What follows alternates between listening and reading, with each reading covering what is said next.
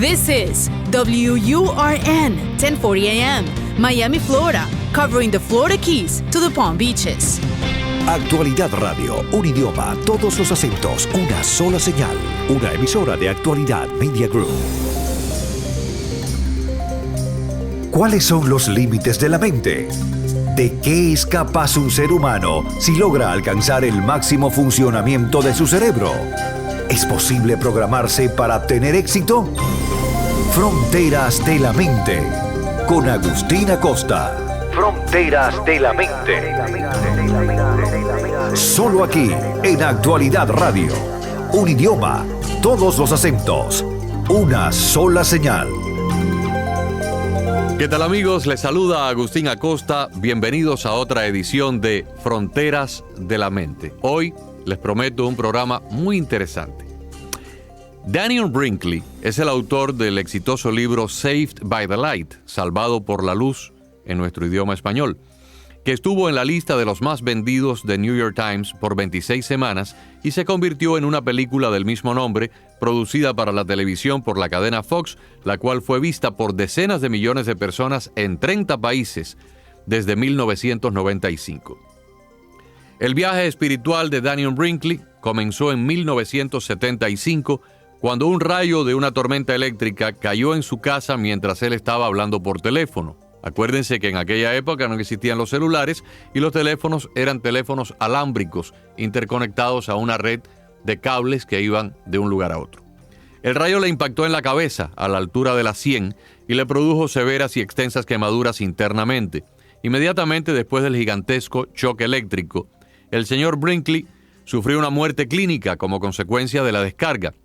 E inmediatamente después se encontró viajando por un túnel hacia una luz muy brillante, mientras tenía una visión panorámica de su vida entera en la Tierra.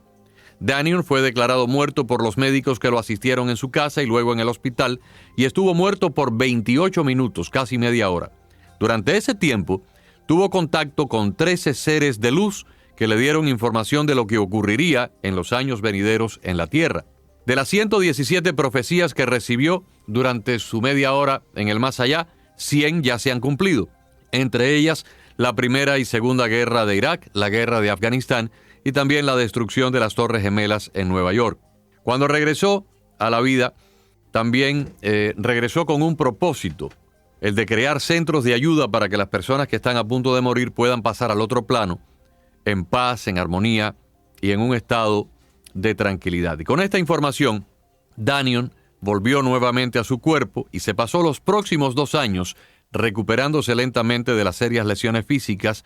Tuvo que ser operado varias veces, pasó una vida verdaderamente de agonía durante 2 años hasta que tuvo su recuperación más o menos ya completa. En 1997 fundó la Brigada de la Compasión, una fundación sin fines de lucro que se dedica a asistir a veteranos de guerra en la transición o paso de la vida a la muerte. En sus propias palabras, su mensaje es muy simple, muy hermoso. No existe la muerte, solo el paso del estado material en que vivimos en la tierra a un plano espiritual maravilloso. Lo que llamamos muerte es el verdadero regreso a casa. En los últimos 30 años de servicio voluntario, Daniel Brinkley ha estado en la cabecera del lecho de más de 350 personas a la hora de su muerte y ha asistido a más de 1,800 otras durante sus últimos días, contando con más de 25,000 horas de servicio voluntario acompañando a pacientes en su lecho. Se le reconoce como un verdadero héroe estadounidense y en nombre de los veteranos de guerra, en el 2007 recibió el Lifetime Achievement del presidente Barack Obama, premio al logro de toda una vida por su excepcional servicio de voluntariado. Como hemos explicado en programas anteriores, los fenómenos que tienen que ver con la vida después de la muerte han demostrado la evidencia de la supervivencia de la conciencia. Uno de los aspectos más fascinantes de esta clase de fenómenos se encuentra en la información que es traída del más allá por las personas que experimentan el fenómeno de la muerte cercana, el cual consiste en que la persona muere clínicamente, es decir, no tiene pulso, ni aliento, ni actividad electroquímica en su cerebro, pero luego resucita al cabo de cierto tiempo, en el caso de Brinkley, 28 minutos. En ese tipo de fenómenos, que no tienen explicación ninguna dentro de la medicina moderna, pues el regresado resulta que no ha sufrido ningún daño cerebral, no tiene ningún daño en su memoria y simplemente experimentó fuertes emociones y vivencias extrasensoriales y en algunos casos hasta puede traer valiosa información profética y habilidades que no poseía anteriormente. Además de haber experimentado la mayoría de estas experiencias que tienen las personas que sufren una muerte clínica y viajan al más allá para luego regresar a la vida terrenal, Daniel Brinkley experimentó una rara transformación durante los 28 minutos en que estuvo físicamente muerto, pues a su regreso descubrió que poseía la capacidad de ver el futuro. Se dio cuenta de esto un día que estaba hablando con el médico e investigador Raymond Moody, el científico que primero investigó el tema de la vida después de la muerte y quien es autor de varios libros sobre ese tópico. Brinkley y Moody se habían conocido durante una conferencia y desde entonces se habían hecho muy buenos amigos. El doctor Raymond Moody publicó los resultados de su investigación sobre la vida después de la muerte en su primer libro, Life After Life, o Vida después de la vida, en el cual estudió decenas de casos de pacientes que pudieron ser resucitados gracias a las técnicas médicas modernas. A partir de ese momento, en 1975, el Dr. Moody ha publicado 8 otros libros sobre ese tema. Y fue precisamente Moody quien primero se dio cuenta que Daniel Brinkley respondía a sus preguntas antes de que él las pudiera expresar verbalmente. Imagínese usted teniendo una conversación con su esposa y tan pronto usted piensa en su mente algo, su esposa se lo responde antes de que usted hable. Si Moody deseaba conocer algo con tan solo pensarlo, Brinkley era capaz de leerle el pensamiento, de leer el deseo en su mente y luego le daba una respuesta sobre el tema. Cuando el doctor se lo hizo notar a Brinkley, este se percató por primera vez de la nueva capacidad física y psíquica que poseía y se quedó asombrado. Era como si se hubiera abierto un nuevo canal sensorial en su conciencia que le permitía conocer detalles de una persona con solo mirarla. En ese instante, Brinkley descubrió que era clarividente. El establecimiento de la parapsicología, amigos oyentes, como ciencia tuvo lugar hace cerca de 90 años. El famoso Instituto Rhine fue el primer laboratorio de parapsicología fundado en Estados Unidos por el Dr. J.B. Rhine y su esposa en la Universidad de Duke en 1927. Las investigaciones de ambos científicos facilitaron el estudio experimental de los fenómenos psíquicos en general, así como el problema de la supervivencia de la conciencia en particular. Especialmente significativos fueron los experimentos del Dr. Pratt, un asociado y colega del matrimonio, quien estudió las habilidades de algunas personas de predecir tanto el futuro como el pasado, ver el pasado con mucha clarividencia, o sea, el pasado no de ellos, el pasado de extraños. La palabra proviene del francés clair, que quiere decir transparente o claro, y el vocablo voyant, o vidente. A finales del siglo XVII, el término se definió como una forma de percepción extrasensorial donde una persona es capaz de percibir objetos lejanos, personas o eventos dentro de un momento determinado, y por lo general los datos vienen al clarividente en forma de imágenes, aunque también puede ser de tipo auditivo. El clarividente puede percibir cosas ocultas a la mirada común o saber lo que está ocurriendo en algún lugar muy lejos en ese instante. La mayoría de las veces la clarividencia se presenta de manera espontánea, como le ocurrió a Brinkley, sin que sea posible reproducirla de manera continua o a voluntad. En otras palabras, si yo fuera clarividente, que no lo soy, la clarividencia no pudiera ser cuando yo deseara que ocurriera, sino simplemente cuando en un momento dado viene y luego se va de manera incontrolable. Algunas personas experimentan la clarividencia durante el sueño. La persona ve acontecimientos que luego terminan ocurriendo con mucha claridad días, meses o años después. Podría decirse que la captación implica la comunicación con un plano distinto al plano físico en que estamos, o una interconexión de la conciencia con otra dimensión.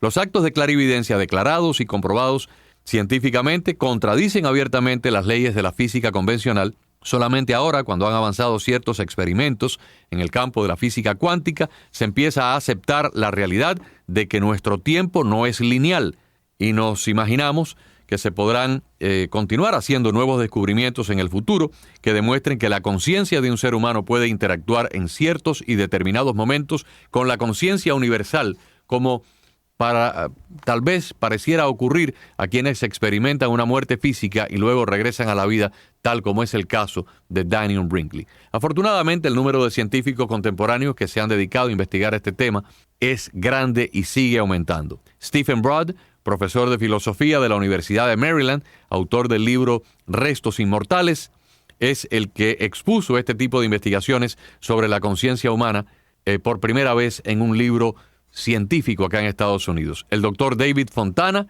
reconocido investigador psíquico y profesor de psicología transpersonal de la Universidad John Moore de Liverpool, en Gran Bretaña, es otro famoso científico europeo que se ha dedicado al tema.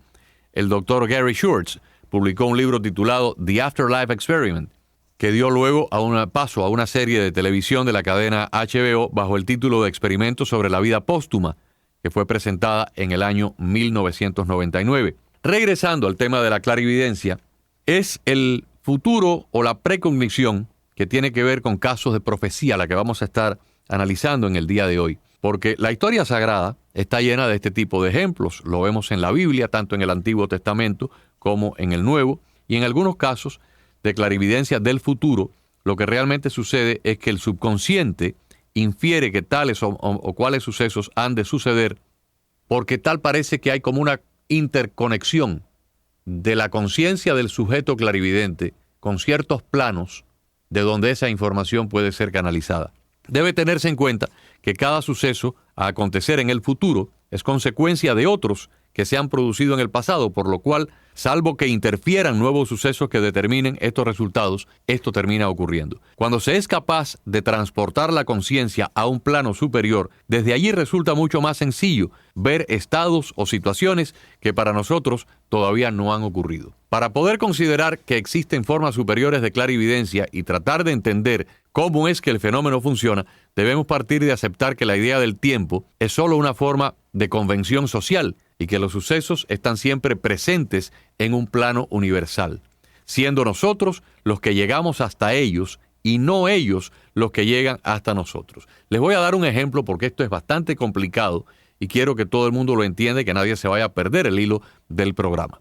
De la misma forma que en el paisaje que vemos cuando vamos por un vehículo, tenemos una percepción diferente a la realidad. El paisaje está siempre en el mismo lugar. El árbol, la casa, la montaña, no son las que se mueven. Los que nos movemos somos nosotros. Sin embargo, si usted va en el vehículo que se está moviendo, a usted le parecería que es el paisaje el que se mueve. Por ejemplo, un buen ejemplo de esto, para aquellos que hemos ido al parque mágico, al centro mágico de Disney, sería el Carrusel del Progreso, del centro mágico de Walt Disney en Orlando. Los espectadores se sientan en un auditorio que se va moviendo de forma circular, mientras que las escenas están fijas. El que se mueve es el espectador. Pero una vez que usted se sienta en ese auditorio y usted mira al hombre que tiene sentado al lado, a la señora que tiene sentado enfrente, a usted le parece que usted es el que está en sentido estacionario y quien se está moviendo es el escenario, cuando realmente no lo es. El escenario está fijo y usted es el que se va moviendo. De esa forma, si un espectador se levanta de la butaca y levanta la cortina, podría ver la próxima atracción que está por venir. Si mira hacia la derecha, pero si mira hacia la izquierda, vería la atracción que ya ocurrió. ¿Qué tal si una persona que tiene una experiencia extrasensorial de su conciencia se eleva a un plano donde mirando hacia la derecha, por ejemplo, en el caso del Centro Mágico de Orlando, viera algo que no ha ocurrido? Y si mirara hacia atrás, viera tal vez algo que ocurrió en el pasado de un amigo o de un extraño que acaba de conocer, porque está mirándolo desde una perspectiva muy diferente al plano dimensional que él ocupa. Hay otro tipo de percepción extrasensorial que es la clarividencia espacial, que consiste en la visión de cosas lejanas, situadas fuera de nuestro campo de visión ordinaria. Una forma extraña de clarividencia en el espacio es aquella en la cual la persona puede observar detalles de lugares muy remotos que se encuentran a grandes distancias. Y sobre esto les tengo también algo fascinante. Uno de los casos más fascinantes es el de Joseph McMoneagle. Después de experimentar un episodio de muerte clínica, el señor McMoneagle desarrolló una excepcional habilidad de visión remota, de tal magnitud que podía ver de manera natural y espontánea, a grandes distancias, cosas que nunca había visto ni nunca había visitado. Y precisamente sobre esto se creó un programa, un proyecto de la Agencia Central de Inteligencia de los Estados Unidos de espionaje para utilizar esta capacidad de visión remota con el propósito de obtener secretos o inteligencia de bases militares en países enemigos. Esto ocurrió durante la Guerra Fría. Países, por supuesto, que estaban situados a grandes distancias y que eran herméticos, la Unión Soviética, Albania, Vietnam, China comunista y otros. En la actualidad, mucha de la información secreta sobre estos proyectos de la CIA ya ha sido desclasificada, lo cual ha permitido a sus participantes escribir varios libros sobre la visión remota y las experiencias que tuvieron en el proyecto Stargate de la Agencia Central de Inteligencia. La visión o visualización remota es una técnica que fue desarrollada por el aparato militar de los Estados Unidos, como les expliqué, como un sistema de espionaje altamente clasificado y efectivo, y fue explicada por el Dr. Courtney Brown, uno de sus desarrolladores, como una serie de protocolos o procedimientos que le permiten a lo que comúnmente se denomina la mente subconsciente comunicarse con la mente consciente para efectuar una transferencia de información desde un nivel de conciencia a otro, aunque sea a una gran distancia.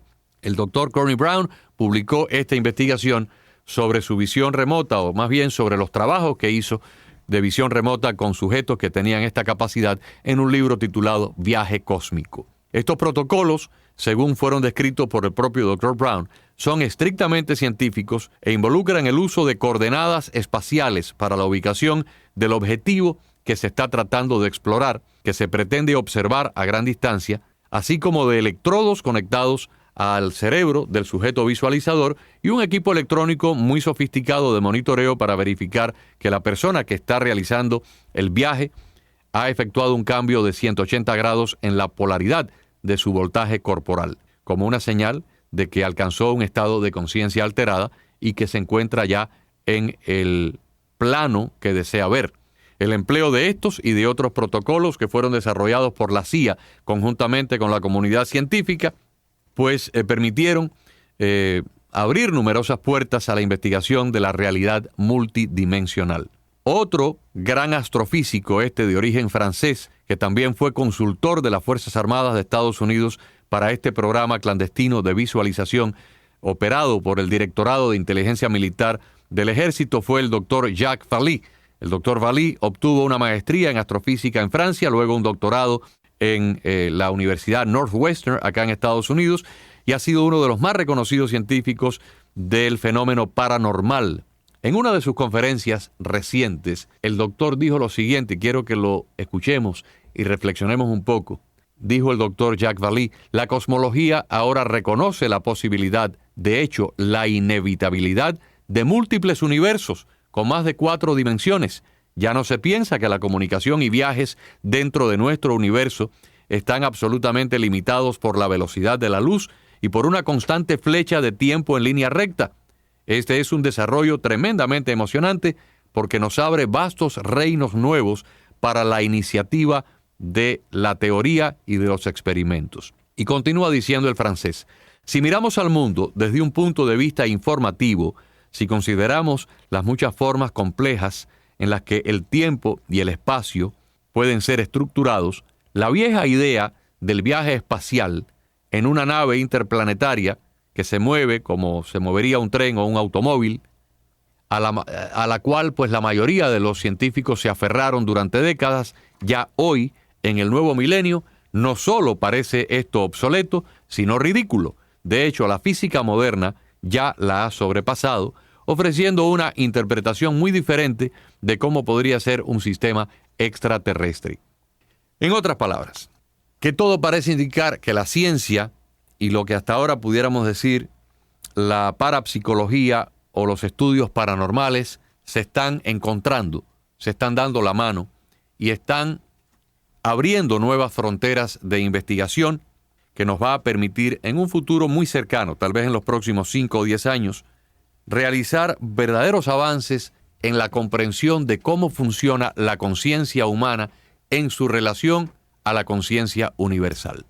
Este ejemplo que les puse anteriormente, del carrusel del progreso de Disney, donde el espectador puede levantar la cortina y ver lo que va a ocurrir, o mirar hacia atrás y ver lo que ocurrió previamente en la vida de otra persona, es tal vez el ejemplo más claro de cómo es que se pudiera explicar que una persona que ha tenido una experiencia extrasensorial o una experiencia de vida después de la muerte pueda haber acontecimientos que todavía no van a ocurrir hasta 10, 15, 20 años después, como fue el caso de Daniel Brinkley, cuya muerte ocurrió en 1975.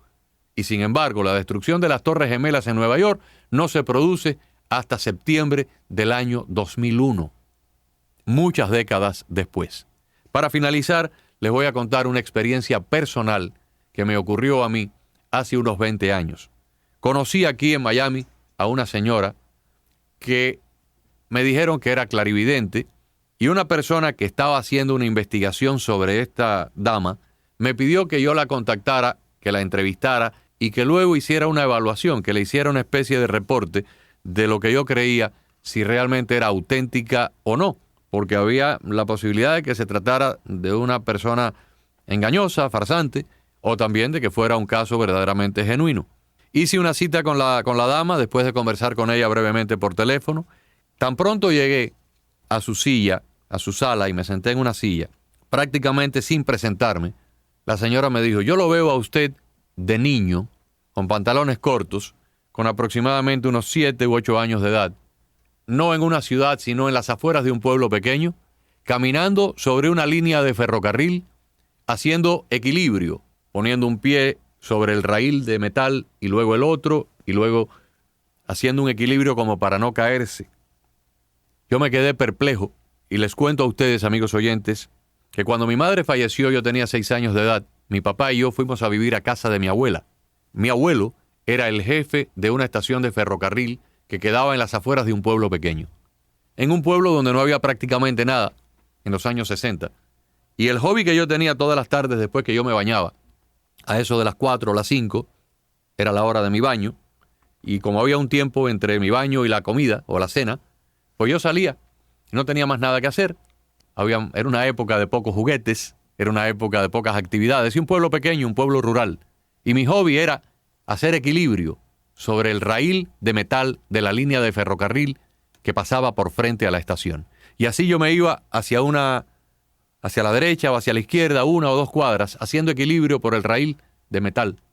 Sin embargo, en Miami, con la excepción de mis tías, que vivían conmigo en ese momento, y que vivieron conmigo en Cuba cuando esos hechos ocurrieron, nadie más sabía eso. Nadie más nunca tuvo acceso a esa estampa o a esa imagen. Sin embargo, aquella señora, a la cual yo acababa de conocer, me lo describió con lujo de detalles. Pero lo que viene ahora todavía es mucho más fascinante. Con esa dama yo mantuve una amistad. A partir de ese momento, pues nos hicimos amigos. Yo le informé a la persona que me mandó a hacer la evaluación que, en mi opinión, la señora era completamente auténtica, que su capacidad de clarividencia era más que probada. Y bueno, seguimos conversando. Pasaron como 2 o 3 años y un día me llama ella por teléfono y me dice: mira, he tenido una imagen de algo que va a ocurrir que va a ser muy trágico para una persona, y esa persona está conectada a ti. Y quiero que tú me ayudes porque tal vez convendría alertar o avisarle a esa persona de lo que le puede ocurrir. La persona es una persona alta, de más de 6 pies de estatura, tiene el pelo completamente blanco, aunque no es un anciano. Es una persona que maneja todos los días una gran cantidad de dinero. Lo veo manipulando mucho dinero, tocando billetes y mucho dinero. Esa persona va a ser asaltada y probablemente muera en el asalto porque lo van a querer robar. ¿Tú sabes de quién te estoy hablando? Ya en ese instante yo sabía de quién me estaba hablando. Me estaba hablando de mi suegro, que era joyero, que tenía la costumbre de varias veces al día sacar el dinero de la caja registradora y de la bóveda, de la caja fuerte, y contarlo, y luego lo volvía a guardar. Y 2 o 3 horas después lo volvía a sacar o lo volvía a guardar. Era como una especie de hábito, de manía que tenía. Mi suegro era un hombre que desde que yo lo conocí, cuando yo lo conocí él tenía 34 años de edad, ya tenía el pelo blanco en cana. Me cuentan que tuvo su pelo blanco en cana desde los 28 o 30 años de edad. Y era un hombre alto, de 6 pies de estatura, y digo era porque él falleció. En ese momento él tendría aproximadamente unos 55 o 60 años de edad, tenía su joyería aquí en Miami, y aparentemente esta señora me estaba diciendo que veía un peligro de muerte en la vida de este sujeto. En el momento en que ella me lo dice, yo todavía no revelo mis cartas y le digo, no sé de quién me estás hablando. Dame más datos, aunque ya yo sabía perfectamente de quién se trataba. Ella se vuelve a concentrar y me dice, mira, el señor que está en peligro tuvo una persona que quiso mucho y esa persona ya falleció. Y el fallecido le está tratando de avisar del peligro que yo también estoy viendo, pero no acaba de lograrlo. El fallecido no logra que la persona entienda lo que le va a pasar porque no logra comunicarse con él. Yo sigo resistiéndome a revelar que yo sé de quién está hablando y le pido que se vuelva a concentrar y que me aporte más datos, tal vez en un exceso de curiosidad o de abuso de mi parte. Ella se vuelve a concentrar y me dice, mira, el fallecido que quiso mucho en vida al sujeto que está en peligro, el fallecido, se llamó Miguel. Y el sujeto que está en peligro se llama Ramón.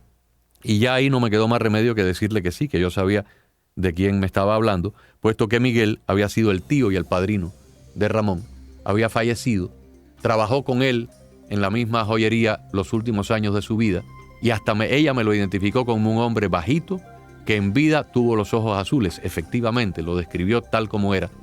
Y Ramón, por supuesto, era el nombre de mi suegro. Yo le pregunté que qué se podía hacer. Me dijo, habla con él, explícale lo que va a pasar, que tome precauciones, porque él está en peligro de muerte. Y bueno, el asalto ocurrió 2 meses después, y afortunadamente se tomaron una serie de precauciones, y solamente hubo un robo de propiedad, pero no hubo daño físico a la vida de quien en ese momento era mi suegro y el abuelo de mis hijos. Así que vean ustedes esta vivencia que les cuento, que ocurrió hace unos 20 años aquí en Miami, de alguien que posee un nivel de clarividencia extraordinario, que además no cobra por esto, no es una especuladora, no es una adivina, no tiene un centro espiritista, ni es una persona que se dedica a lucrar con este tipo de cosas. Simplemente le ocurre de manera espontánea. Esta señora no se puede sentar frente a una persona y hacer este tipo de actividad de adivinación cuando ella quiera, porque no funciona así. A lo mejor pasan 2 meses y no le viene esa inspiración, y en un momento dado tiene frente a su cara una imagen de algo que va a ocurrir o de algo que ocurrió en la vida de una persona sin que ella imagine o sospeche que eso está produciéndose. Eso que se llama clarividencia, pues hoy lo hemos tratado en el caso de Daniel Brinkley, este señor que ha escrito ya 2 libros y que es una verdadera celebridad en los sectores donde se ha estudiado el tema de la vida después de la muerte. Una frontera más de nuestra mente que no entendemos, pero que no deja de ser tremendamente fascinante. Ojalá que hayan disfrutado del programa. Entonces será hasta la próxima semana. Fronteras de la mente con Agustín Acosta. Fronteras de la mente.